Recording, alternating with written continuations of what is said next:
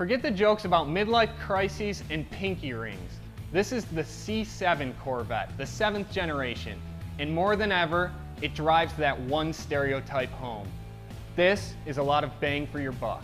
It's easy to be misled that the C7 Corvette hasn't changed too much from the C6 generation. Starting with the engine here, which retains that 6.2 liter displacement. Don't be fooled. This engine is substantially different. There's only a handful of parts carried over from the last generation. In addition to raising the power output, the Corvette team has also improved fuel economy, and they've done that by installing what they call active fuel management. We like to call it cylinder deactivation. It makes this V8 run as a 3.1 liter V4 when you're in low load cruising situations. There is another big change under the hood too, and if you look down far enough, you'll notice the steering rack. Electric power steering, big shift away from hydraulic. Everybody's doing it, Corvette has to as well. And in our drive of the car, we noticed that really good effort, not so great on the feedback, but that's kind of typical of the way these electric power steering systems are.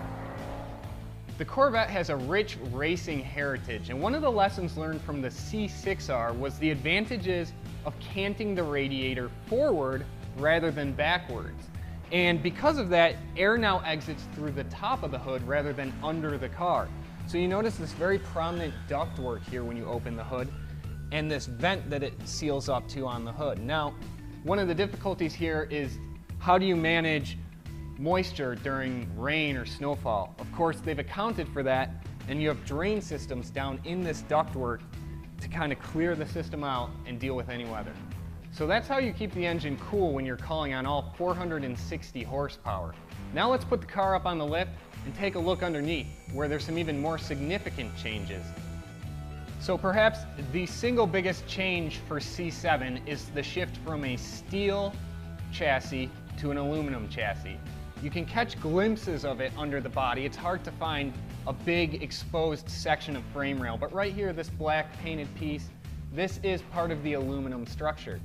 Now this gave Chevy some pretty significant weight savings. When we put the C7 on the scale, it weighed in at 3,444 pounds. That's about 100 pounds heavier than a C6 Grand Sport. What's going on here? Why isn't the C7 lighter? Actually, it's because of all the additional features and equipment. Up front, new engine hardware adds about 30 pounds. Inside, infotainment equipment adds another 30 pounds. Combine that with the fact that the C7 is actually larger than the C6, and that's where you get the weight gain. So this is a Z51 Corvette, which adds a bunch of performance equipment. And key among those is this dry sump oiling system. Rather than a wet sump with the oil reservoir right under the engine, you have these two lines right here, and they carry the oil off into a reservoir over there. And what that does is, in high G cornering, it makes sure there's a constant supply of lubrication to the engine, rather than pushing all that oil into the one side of the pan. Another thing you're going to notice under here, well, you'll have a hard time noticing because it's way up there, is the torque tube in this C7 Corvette. It's now steel rather than aluminum, and the reason they've done that is because operating in V4 mode introduces some vibrations, and in order to dampen those, they've used steel. In previous videos, you guys have asked us to remove the plastic aero trays underneath the car. We'd love to do that for you, except what you see in the Corvette is what you get. These aren't just aero panels, this is actually the floor panel, and it's a composite. In the C6, there was balsa wood sandwiched in there for insulation and stiffness. They've now switched to a foam, which actually makes it lighter and helps with the with sound insulation. You're going to notice here on the transmission tunnel, this is an aluminum stiffening brace. Along with the other reinforcements in the chassis, the C7 Corvette is now 60% stiffer than the C6. Now, one of the biggest changes, the biggest headlines for the C7 is this 7-speed manual transmission.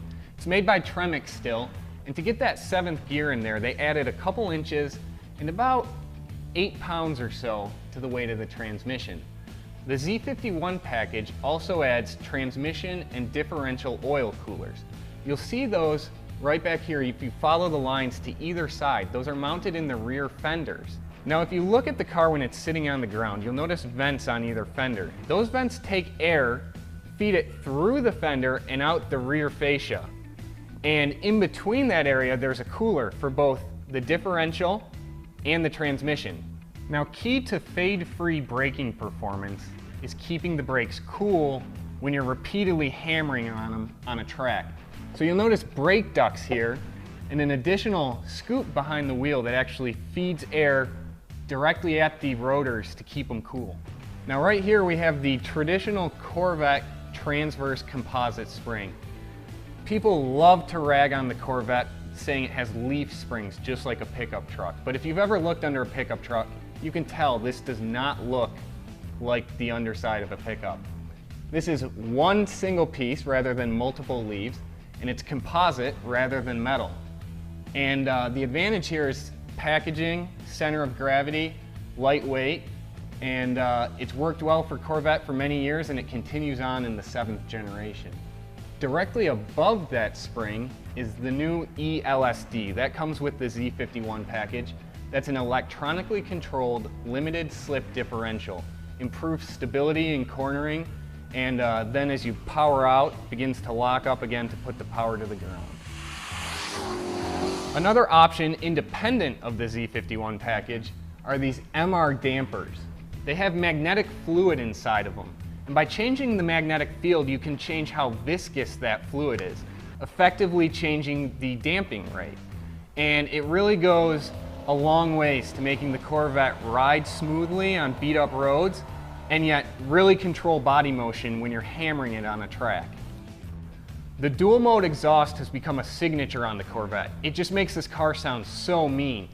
For exhaust tips, these outer two have butterfly valves inside. When that valve is open, and you get a much more aggressive sound. The Z51 package upsizes the wheels, front and rear, from 18 and 19 inches to 19 and 20 inches. But whether you get a base Corvette or one of these well-equipped versions, you always get Michelin Pilot Super Sport tires. And these go a long way to making the Corvette handle how it does. On the skid pad, we saw 1.08 G of lateral grip. Incredible. In our testing, the C7 Corvette came to a stop from 70 miles per hour in 146 fade-free feet. Over and over and over again, we got consistent stopping distances. Now in that time, the pedal did get a bit softer, but we never saw any significant increase in stopping distances. In fact, our shortest stop was the final stop. Take a look at the hardware here. On the Z51 package, you have a larger rotor, but no matter how your Corvette is spec'd, there's always 4-piston fixed calipers up front. So that's the C7. As you can see, there's a lot of tradition in this car, and that's what makes it a Corvette. But they've also put a lot of new technology in it that makes it even better than the C6 that came before it. We can't wait to see what they do with the true performance variations in the near future.